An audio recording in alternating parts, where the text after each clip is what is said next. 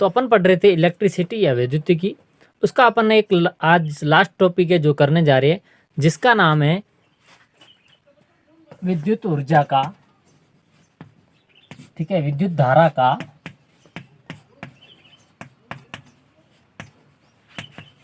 ऊष्मीय या तापीय प्रभाव। ठीक है, या अपन कहें हीटिंग और या फिर थर्मल, हीटिंग और थर्मल इफेक्ट ऑफ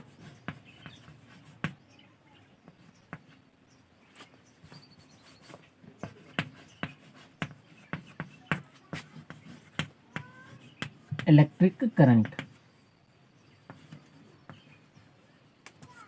यानी कि जो अपना विद्युत धारा है, यानी कि जो आई है या अपन कहें जो करंट है, उसका ऊष्मीय प्रभाव या तापीय प्रभाव क्या होता है। ठीक है, तो आपने देखा होगा कि कोई भी इलेक्ट्रिक जो यंत्र होता है या इंस्ट्रूमेंट होता है, यानी कि जो भी विद्युत द्वारा संचालित होता है, उसको यदि अपन बहुत देर तक यानी कि बहुत टाइम तक यदि चलाते हैं तो वो क्या हो जाता है, गर्म हो जाता है। ठीक है, गर्म हो जाता है। इसके गर्म होने का क्या कारण है, ठीक है, इसके बारे में आज अपन बात करेंगे। ठीक है, तो आपको सबसे पहले पता होगा कि जो विद्युत धारा है वो किसके कारण बहती है, मुक्त इलेक्ट्रॉन के कारण। किसके कारण, मुक्त इलेक्ट्रॉनों के कारण। अब जैसे अपन ने कोई चालक तार ले ली, माना कि ये अपनी चालक तार है। ठीक है, अब इसमें अपन जैसे ही कोई बैटरी जोड़ देते, जैसे यहाँ पे अपन ने बैटरी जोड़ दी और ये अपना की जोड़ दिया इस तार से। ठीक है, ये ए बिंदु बी बिंदु, ये अपना ए बी क्या है, चालक तार है। ठीक है, जैसे ही अपन ने इस चालक तार को बैटरी से जोड़ा तो इस चालक तार में क्या हुआ, इलेक्ट्रॉनों का प्रवाह हो गया, यानी कि इस प्रकार से इलेक्ट्रॉन बहने लगे, क्योंकि ये प्लस है ये माइनस है। ठीक है, और विद्युत धारा इस ओर जाएगी तो इलेक्ट्रॉन विद्युत धारा के विपरीत हमेशा गति करते हैं। ठीक है, अब जैसे ही ये जो इलेक्ट्रॉन है चालक तार में गति करेंगे तो जो चालक तार में उपस्थित परमाणु या अपन कहें एटम है, ठीक है, एटम है, वो इसकी गति जो होती है उसमें बाधा उत्पन्न करते हैं, यानी कि इसको रेसिस्ट करते हैं। ठीक है, तो ये जो बाधा होती है, इस बाधा के कारण जो चालक तार है वो गर्म हो जाती है। ठीक है, यानी कि इसमें क्या हो जाती है, हीटिंग आ जाती है। ठीक है, और यही आज अपन पढ़ेंगे कि हीटिंग है जो क्यों आती है। ठीक है, अब क्या होता है कि जो बैटरी होती है वहां पे आपको पता है रासायनिक अभिक्रिया होती है। क्या होती है, रासायनिक अभिक्रिया होती है, या अपन कहें इसमें रासायनिक ऊर्जा निहित होती है, यानी कि केमिकल एनर्जी होती है। ठीक है, अब जैसे ही अपन ने इस चालक तार को इस बैटरी से जोड़ा तो इसकी जो केमिकल एनर्जी थी या फिर अपन कहें जो रासायनिक ऊर्जा थी वो इसमें आ गई, किसमें, चालक तार में। ठीक है, और जो चालक तार में आने पर चालक तार में जो उपस्थित मुक्त इलेक्ट्रॉन है, क्या, फ्री इलेक्ट्रॉन। ठीक है, तो ये जो रासायनिक ऊर्जा होती है वो चालक तार में आने पर इसके जो फ्री इलेक्ट्रॉन होते हैं या जो मुक्त इलेक्ट्रॉन होते हैं उसमें किसमें आ जाती है, उसमें गतिज ऊर्जा के रूप में आ जाती है। किसमें, गतिज ऊर्जा के रूप में, यानी कि काइनेटिक एनर्जी के रूप में। यानी कि जो यहाँ पे पहले केमिकल एनर्जी थी वो जब यहाँ पे अपन ने इस चालक तार को बैटरी के साथ जोड़ा तो बैटरी की जो केमिकल एनर्जी थी वो चालक तार के फ्री इलेक्ट्रॉन या मुक्त इलेक्ट्रॉनों की गतिज ऊर्जा में परिवर्तित हो गई, यानी कि जो पहले रासायनिक ऊर्जा थी वो आ गई किसमें, गतिज ऊर्जा में। ठीक है, अब जैसे ही ये इलेक्ट्रॉन है इनकी गतिज ऊर्जा आई, यानी कि इसकी गति बढ़ेगी, यानी इसको अपन कहें गति देने के लिए क्या आ गई इसके पास, गतिज ऊर्जा। ठीक है, तो जैसे ये गतिज ऊर्जा आई तो गतिज ऊर्जा प्राप्त करने पर करते ही इलेक्ट्रॉन क्या होगा, मूविंग करना स्टार्ट कर देगा, यानी कि ये चलना स्टार्ट कर देगा। ठीक है, अब जैसे ये आगे बढ़ेगा तो आगे बढ़ने पर क्या होता है, ये जो मुक्त इलेक्ट्रॉन होते हैं वो इसकी परमाणु जो इसमें जो परमाणु उपस्थित होते हैं, जो अपना चालक तार है उसमें आपको पता है मुक्त इलेक्ट्रॉन किसके हैं, किसमें, परमाणु में, और परमाणु से बनकर क्या मिलकर क्या बनता है, अणु, और अणु से ये अपना चालक तार बना है। ठीक है, तो यानी कि इसमें अनेक सारे परमाणु उपस्थित है। अब जैसे ये मुक्त इलेक्ट्रॉन है परमाणु से टकराएगा तो जो ये गतिज ऊर्जा है वो किसमें कन्वर्ट हो जाएगी, ऊष्मीय ऊर्जा में। किसमें, ऊष्मीय ऊर्जा में, या अपन कहें हीटिंग में। ठीक है, या अपन कहें थर्मल एनर्जी में। ठीक है, और जो थर्मल एनर्जी है वही तो आपका तापीय प्रभाव है या अपन कहें हीटिंग इफेक्ट है। यानी कहने का सीधा सा मतलब ये हुआ कि जब अपन किसी चालक तार को बैटरी से जोड़ते हैं तो बैटरी की जो रासायनिक ऊर्जा है वो चालक तार में उपस्थित फ्री इलेक्ट्रॉनों के लिए गतिज ऊर्जा के रूप में आ जाती है। ठीक है, अब जैसे ही इलेक्ट्रॉन गतिज ऊर्जा को प्राप्त करते हैं तो ये चालक तार में क्या करते हैं, मूविंग करना स्टार्ट कर देते हैं, यानी कि प्रवाहित होने लगते हैं। ठीक है, अब जैसे ही इलेक्ट्रॉन जो गति करते हैं तो गति करने पर जो चालक तार है उसमें उपस्थित जो परमाणु है, जो एटम है, वो इसकी गति में बाधा उत्पन्न करते हैं। ठीक है, अब जो इस बाधा के कारण इस जो इलेक्ट्रॉन था इसकी जो गति यानी काइनेटिक एनर्जी थी वो थर्मल एनर्जी में कन्वर्ट हो गई, यानी कि जो काइनेटिक एनर्जी थी वो ऊष्मीय ऊर्जा में परिवर्तित हो गई। ठीक है, और इसी ऊष्मीय ऊर्जा के कारण जो चालक तार है वो गर्म हो गई। ठीक है, अब आपने देखा होगा कि कभी कभार आपके जो छत फैन यानी कि छत वाले जो पंखे होते हैं यानी कि जो फैन होते हैं उसको अपन ज़्यादा देर तक चलाते हैं तो वो पंखा है जो गर्म हो जाता है। उसके गर्म होने का क्या कारण है, बस यही कारण है। ठीक है, अब यदि अपन इसकी परिभाषा देनी चाहें तो क्या दे सकते हैं कि यदि किसी ऐसे परिपथ को अपन लें, ऐसे विद्युत परिपथ की बात करें, ठीक है, विद्युत परिपथ यानी कि इलेक्ट्रिक सर्किट की बात करें जहां पे आपने एक बैटरी से विशुद्ध प्रतिरोध युक्त या अपन कहें प्रतिरोध युक्त तार जोड़ दिया। ठीक है, यानी कि उसका जो प्रतिरोध है वो बहुत अधिक है या अपन कहें हाईली है। ठीक है, यानी कि अपन बात कर सकते हैं इसको बैटरी को जो अपना सेल था उसको किसके साथ जोड़ दिया, एक प्योर रेसिस्टेंस के साथ। ठीक है, अब जैसे ही आपने प्योर रेसिस्टेंस के साथ जोड़ा तो इसका जो बैटरी की जो धारा थी वो यहाँ पे चालक तार में प्रवाहित नहीं हो पाएगी। अब धारा जो थी वो किसके, इलेक्ट्रॉन की गति पर निर्भर करती है। तो आपको पता होगा कि इलेक्ट्रॉन की जो गति है यानी कि जो बैटरी ने रासायनिक ऊर्जा दी थी वो इलेक्ट्रॉन में किसके रूप में आ गई, काइनेटिक एनर्जी के रूप में। अब जैसे ही काइनेटिक एनर्जी यानी कि जो अपना चालक तार था उसमें प्रतिरोध या अवरोध आया तो जो काइनेटिक एनर्जी थी वो किस में कन्वर्ट हो गई, थर्मल एनर्जी में। ठीक है, यानी कि ऊष्मीय ऊर्जा में। तो इस ऊष्मीय ऊर्जा के कारण जो अपनी ये वाली जो संपूर्ण ऊर्जा है या अपन कह सकते हैं जो काइनेटिक और रासायनिक ऊर्जा है वो किस रूप में कन्वर्ट हो जाती है, ऊष्मीय ऊर्जा में। ठीक है, ऊष्मीय ऊर्जा में या अपन कहें थर्मल ऊर्जा, थर्मल एनर्जी में। और इसी को अपन क्या कहते हैं, विद्युत धारा का हीटिंग इफेक्ट या फिर विद्युत धारा का तापीय या उसमें प्रभाव। ठीक, अब अपन क्या करते हैं कि मान लेते कोई एक चालक तार ले ली।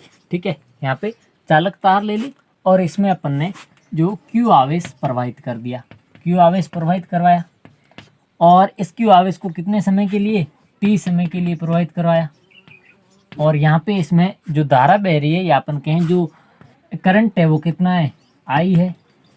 ठीक है, इसके अलावा इन दोनों सिरों के मध्य जो प्रतिरोध है या जो रेसिस्टेंस है वो अपने कितना ले लिया, R ले लिया, यानी कि R इज इक्वल टू प्रतिरोध। ठीक है, अब अपन क्या करते हैं कि जो ये वाला बिंदु है, माना कि ये अपना A बिंदु है, ये B बिंदु है। ठीक है, अब अपन क्या करते हैं A बिंदु से B बिंदु तक इस Q आवेश को ले जाते हैं। ठीक है, अब जैसे ही अपन Q आवेश को A बिंदु से B बिंदु तक ले जाते हैं तो टाइम कितना लगता है, T टाइम लगता है। ठीक है, तो इस T टाइम को यानी कि Q आवेश को A बिंदु से B बिंदु तक T समय में ले जाने के लिए जितना कार्य करना पड़ता है वो किसके बराबर होगा, Q और T के बराबर होगा। ठीक है, सॉरी, Q और उसके विभवांतर के बराबर होगा, यानी कि उसके जो दोनों सिरों के मध्य विभवांतर लग रहा है उन दोनों के बराबर होगा। ठीक है, यहाँ पे आपने क्या किया कि जो Q आवेश था उसको A बिंदु से B बिंदु तक कितने टाइम में लिया है, T टाइम में लिया है। ठीक है, तो इसमें जो कार्य करना पड़ेगा वो किसका होगा, आवेश और विभवांतर के गुणनफल के बराबर होगा। ठीक है, यानी कि W is equal to Q V. ठीक है, और जो अपना आवेश होता है यानी कि जो Q होता है वो हमेशा धारा और टाइम के गुणनफल के बराबर होता है, यानी कि उस चालक तार में कि जो धारा है या 1 एम्पियर धारा है वो 1 सेकंड में कितनी जा रही है, यानी उसका जो गुणनफल होता है वो हमेशा किसके बराबर होता है, चार्ज के बराबर होता है। यानी कि यहाँ पे Q is equal to I T रखेंगे तो ये हो जाएगा W इजिकल टू आई, यहाँ पे हो जाएगा V I और T, यानी कि ये अपना आ गया कार्य। कौन सा कार्य, ए बिंदु से बी बिंदु तक Q आवेश को ले जाना है। ठीक है,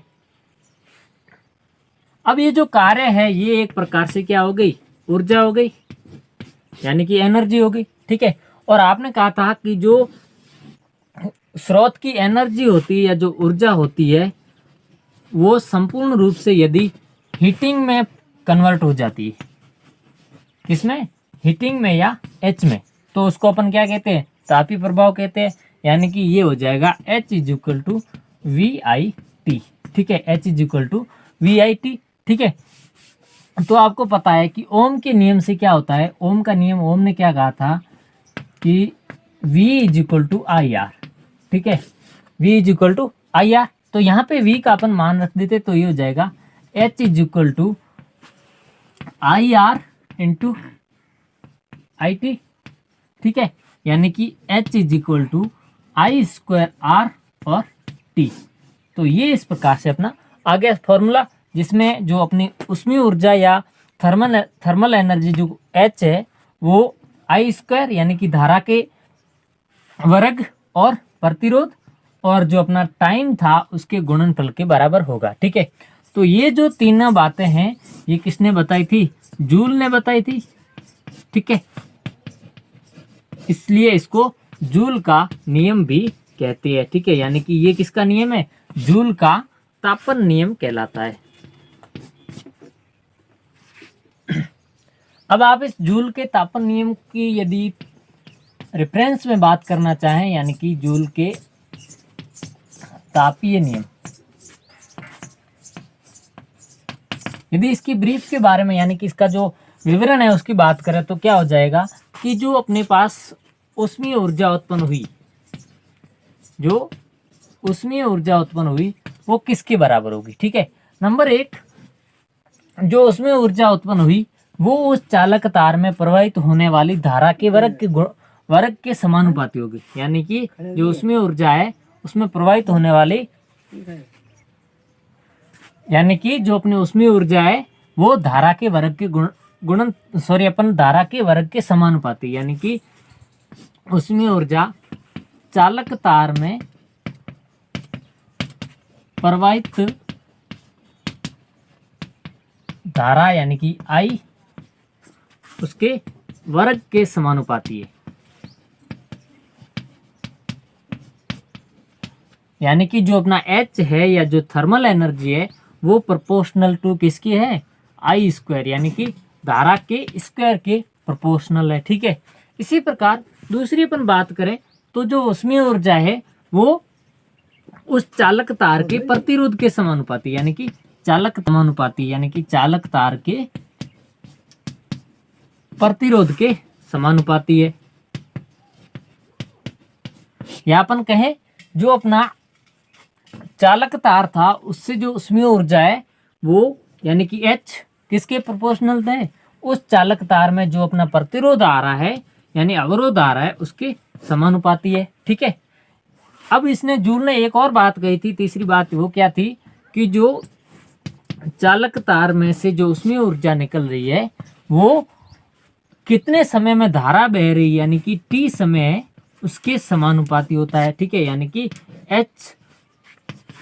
H प्रोपोर्शनल टू T, यानी कि जो चालक तार में प्रवाहित होने वाली धारा का जो समय है उसके भी समानुपाती होता है। ठीक है, यानी कहने का मतलब ये हुआ कि जूल ने क्या बोला था कि जो कोई भी अपना चालक तार है उसमें से यदि उसमें ऊर्जा निकल रही है तो उसमें ऊर्जा होगी नंबर एक, उसमें से प्रवाहित होने वाली जो करंट है यानी कि जो धारा है उसकी स्क्वायर यानी कि वर्ग के समानुपाती होगा। ठीक है, इसके अलावा उस चालक तार यानी कि जो कंडक्टर वायर है उसका जो प्रतिरोध है यानी कि जो आर है या अपन कह रेसिस्टेंट है उसके भी प्रोपोर्शनल होगा। इसके अलावा वो जो चालक तार है उसमें से जो अपनी धारा बह रही है वो कितने टाइम बह रही है यानी कि T है जो समय है उसके भी प्रोपोर्शनल यानी कि समानुपाती होता है। ठीक है, तो यानी कि कुल मिला के अपना जो जूल का नियम है वो क्या हो गया, H is equal to I square R और T। ठीक है, आपको एक यंत्र दिया गया है यानी कि, ठीक है, और उसमें जो H है यानी कि जो उसमें ऊर्जा है वो आ रही है 100 जूल, ठीक है। इसके अलावा और उसका जो प्रतिरोध है वो दिया गया है 4 ओम, यानी कि रेसिस्टेंट कितना है 4 ओम। अब आपको उस यंत्र के जो दो सिरे है उनके मध्य विभवांतर कितना है वो पता लगाना है, ठीक है। यानी कि आपको H दिया गया है, R दिया गया है, इसके अलावा आपको एक और दिया गया है कि जो धारा है वो टाइम है उसका कितना दिया गया है 1 सेकेंड दिया गया है, यानी कि जो टाइम है वो कितना दिया है 1 सेकेंड दिया है, ठीक है। तो अब अपन क्या करेंगे, अपने को क्या चाहिए V, ठीक है। तो V निकालने के लिए अपन क्या करें, ओम का नियम लगाएंगे। तो V is equal to I R, ठीक है। तो यहाँ पे आप देख सकते हैं कि R तो दिया गया है लेकिन I नहीं दिया है, तो सबसे पहले अपन क्या करेंगे I ज्ञात करेंगे, ठीक है। तो I किस सूत्र में, इस सूत्र में आप देखें तो H दिया गया है, ठीक है। I अपन को ज्ञात करना है, R दिया गया है, ठीक है, और T भी दिया गया है, यानी कि H is equal to I square R T, ये वाला फॉर्मूला है। इसमें अपन को H भी दिया गया है, R भी दिया गया है, T भी दिया गया है। तो अपन को ज्ञात क्या करना है, I तो ज्ञात करना है, तो I अपन उधर ही रख देते हैं और बाकी वालों को इधर ले आते हैं, यानी कि I square is equal to H upon R T, ठीक है। या अपन कह सकते हैं कि I is equal to under root H upon R T, ठीक है। तो यहाँ पे आप देखेंगे तो I is equal to H का मान कितना है 100, ठीक है, 100 का रूट अपॉन नीचे क्या है आर टी, आर का मान कितना है 4 और गुणा में 1, यहाँ पे इसका भी रूट, यानी कि कुल मिला के ये सबका रूट है, ठीक है। तो अब हम बात करें तो जो 100 होता है इसका रूट क्या होता है, अंडर क्या होता है 100 का, 100 का अंडर होता है 10, ठीक है। नीचे है 4, 4 इंटू 1 यानी कि 4, 4 का अंडर क्या होगा 2। अब आप देखते हैं 10 में 2 का भाग देंगे तो कितना आएगा 5, ठीक है। यानी कि कुल मिला के जो अपनी आई यानी कि जो धारा आई वो कितनी आ गई 5 एम्पियर, ठीक है। अब अपन को ज्ञात क्या करना है, V ही तो ज्ञात करना है, विभवांतर। तो विभवांतर अपन ज्ञात करने की क्या करेंगे, V is equal to I R, ठीक है। I अपने पास आ गया 5 और R पहले से दिया 4, यानी कि V is equal to 4 into 5, तो 4 इंटू 5 कितना होता है 20, यानी कि V अपना आ गया 20 वोल्ट। तो अपने को चाहिए क्या था, V चाहिए था, तो ये V आ गया, ठीक है। तो अपना लास्ट टॉपिक है वो है विद्युत शक्ति, ठीक है, या अपन कहें इलेक्ट्रिक पावर। तो जो विद्युत शक्ति होती है वो क्या होती है, ठीक है। जैसे मान लो आपके पास ये परिपथ दिया गया है, ठीक है, ये वाला ऐसे करके ऐसे परिपथ दिया गया है कोई, ठीक है। इस परिपथ में 1 सेकेंड में, यानी कि जो अपना 1 सेकेंड है, जो टाइम दिया गया वो कितना है 1 सेकेंड टाइम है, ठीक है। 1 सेकेंड में प्रवाहित होने वाली धारा है यानी कि आई है, उसको प्रवाहित करने के लिए, यानी कि जो धारा है उसको प्रवाहित करने के लिए जितना कार्य करना पड़े उस कार्य को क्या कहते हैं अपन, विद्युत शक्ति कहते हैं, यानी कि P is equal to W upon T, ठीक है। यानी कि किसी विद्युत परिपथ यानी कि इलेक्ट्रिक सर्किट में 1 सेकेंड में प्रवाहित होने वाली धारा को 1 सेकेंड में प्रवाहित करने के लिए जितना कार्य करना पड़ता है उस कार्य को अपन क्या कहेंगे, पावर, इलेक्ट्रिक पावर या विद्युत शक्ति। यानी कि इसकी जब परिभाषा लिखनी चाहे तो क्या लिखेंगे कि किसी विद्युत परिपथ में धारा प्रवाहित करने पर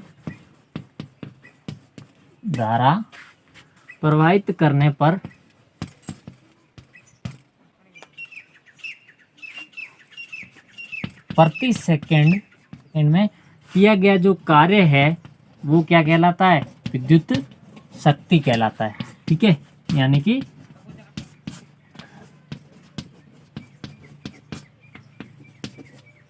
an electric circuit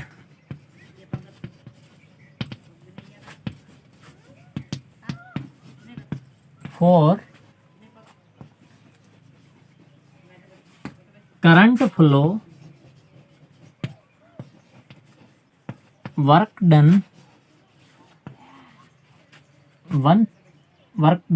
on each second is known as electric power.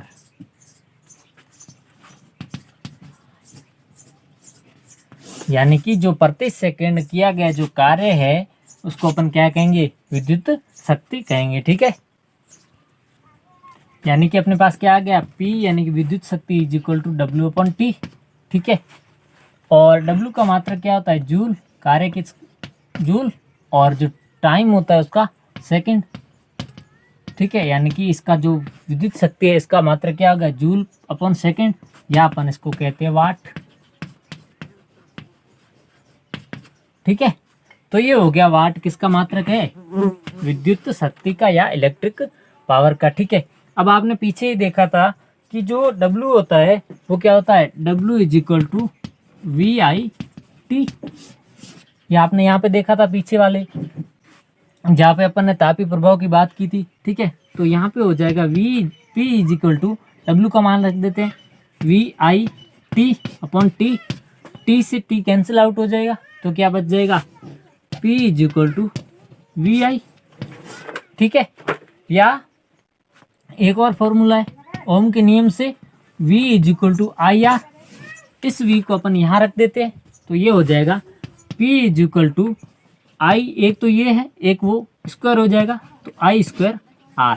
ठीक है, इस प्रकार से जो P है वो क्या हो गया, पहला तो एक सूत्र ये हो गया P is equal to W/T, यानी कि यदि आपको कार्य दिया हो, समय दिया हो, तो अपन विद्युत शक्ति ज्ञात कर सकते हैं। ठीक है, इसके अलावा यदि आपको विभवांतर और धारा दी गई है तो भी आप विद्युत शक्ति ज्ञात कर सकते हैं। ठीक है, और यदि सिर्फ और सिर्फ धारा और प्रतिरोध दिया गया है तो भी आप क्या है, जो विद्युत शक्ति ज्ञात कर सकते हो। ठीक है, अब जो विद्युत शक्ति का जो मात्रक वाट होता है ये तो है सबसे छोटा, यानी कि स्मॉलेस्ट जो यूनिट होती है वो होती है वाट। ठीक है, अब यदि अपन बात करें 1 किलोवाट की, यानी कि 1 किलोवाट, तो 1 किलोवाट होता है 10⁻³ वाट, यानी कि 1000 वाट। ठीक है, और यदि अपन बात करें 1 मेगावाट की, यानी कि MW की, तो जो 1 मेगावाट होता है वो होता है 10⁶ वाट, यानी कि इसके अलावा यदि अपन बात करें 1 हॉर्स पावर की, यानी कि अश्व शक्ति की, तो वो होता है 746 वाट। ठीक है, यानी कि जो अपनी 1 हॉर्स पावर होता है वो होता है 746 वाट के बराबर। ठीक है, यदि अपन बात करें विद्युत ऊर्जा की, विद्युत ऊर्जा या इलेक्ट्रिक एनर्जी की बात करें, तो विद्युत ऊर्जा होती है विद्युत शक्ति इनटू समय। ठीक है, यानी कि यदि अपन इलेक्ट्रिक एनर्जी की बात करें तो वो होती है, यदि अपन बात करें इलेक्ट्रिक एनर्जी की तो वो होगी इलेक्ट्रिक पावर और जो अपना टाइम है उसके गुणनफल के, यानी कि मल्टीप्लेक्शन के बारे में बराबर। ठीक है, यानी कि जो विद्युत शक्ति और समय का यदि अपन गुणा करेंगे तो अपने पास विद्युत ऊर्जा आएगी। ठीक है, तो विद्युत शक्ति का मात्रक क्या होता है, वाट। ठीक है, यानी कि वाट, और जो समय होता है उसका होता है टी, और टी अपन यहाँ पे लेते हैं ओवर, यानी कि घंटों में। ठीक है, समय किस में आता है, घंटों में, तो जो विद्युत शक्ति है उसका मात्रक क्या हो जाएगा, वाट घंटा, यानी कि वाट ओवर। ठीक है, अब यदि अपन 1 किलोवाट ओवर की बात करें, यानी कि 1 किलोवाट घंटे की बात करें, तो उसमें कितना हो जाएगा, 1 किलो में कितना होगा, 1000 वाट। 1 किलोवाट में अपने पास कितना है, 1000 वाट।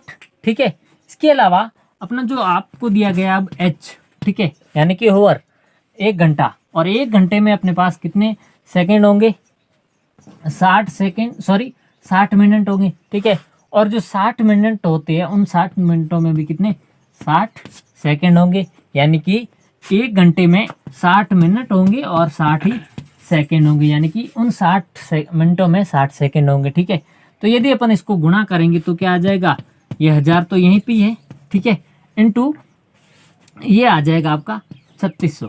ठीक है, यानी कि ये हो गया 1 किलोवाट में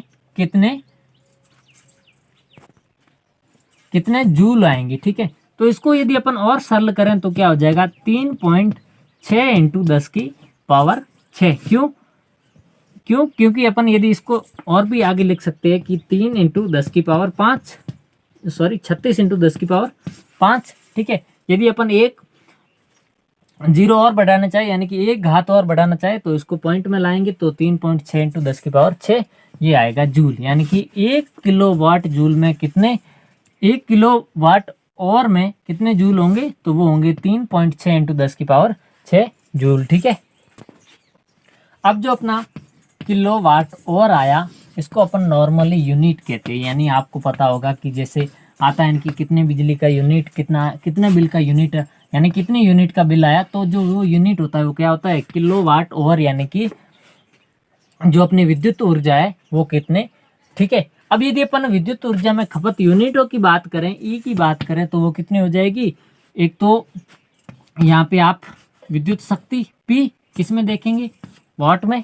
ठीक है, इसके अलावा आप इसको गुणा करना टाइम, यानी कि समय को किस में, घंटों में।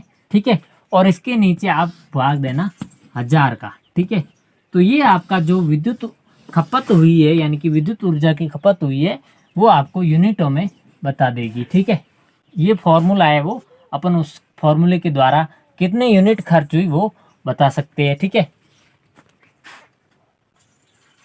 आपको एक क्वेश्चन दिया गया है जिसमें आपको कहा गया है कि जो दो बल्ब है और वो कितने 100 वाट के, कितने 100 वाट के, और 30 दिन तक, यानी कि 1 महीने तक रेगुलर 8 घंटे तक चलते हैं। ठीक है, 8 घंटे तक चलते हैं, तो इसकी जो विद्युत ऊर्जा खर्च होगी, यानी विद्युत ऊर्जा खपत होगी, उसको यूनिट में बताइए। ठीक है, तो यदि अपन इसकी बात करें तो क्या करेंगे, सबसे पहले तो क्या करेंगे, ये वाला फॉर्मूला अप्लाई करेंगे। ठीक है, इसमें आपको दिया गया है P, यानी कि शक्ति कितनी है, 100 वाट, तो ये 100 इंटू, ठीक है, कितने दो बल्ब है तो 2 हो जाएगा। ठीक है, फिर आपको इसको गुणा करना है किससे, टाइम से। टाइम कितना दिया हुआ है, 8 ओवर 30 दिन के लिए, यानी कि प्रत्येक दिन 8 घंटे चलाना है, यानी कि 30 इंटू 8। ठीक है, और नीचे है आपका कितने 1000। ठीक है, तो यहाँ पे 1 जीरो से ये 2 जीरो से ये 2 जीरो कैंसिल हो गए। ठीक है, तो बचा क्या, बचा 2 इंटू 3 इंटू 8, यानी कि 3 दूनी 6 और 8 छल 48, यानी कि आपके कितने यूनिट खर्च होंगे, 48 यूनिट खर्च। तो ये था अपना आज का टॉपिक, जिसमें अपन ने विद्युत ऊर्जा का जो उसमें प्रभाव था उसके बारे में बात की। ठीक है, इसके अलावा अपन ने विद्युत शक्ति या इलेक्ट्रिक पावर के बारे में बात की। आई होप आपको ये समझ में आया होगा। Thank you so much.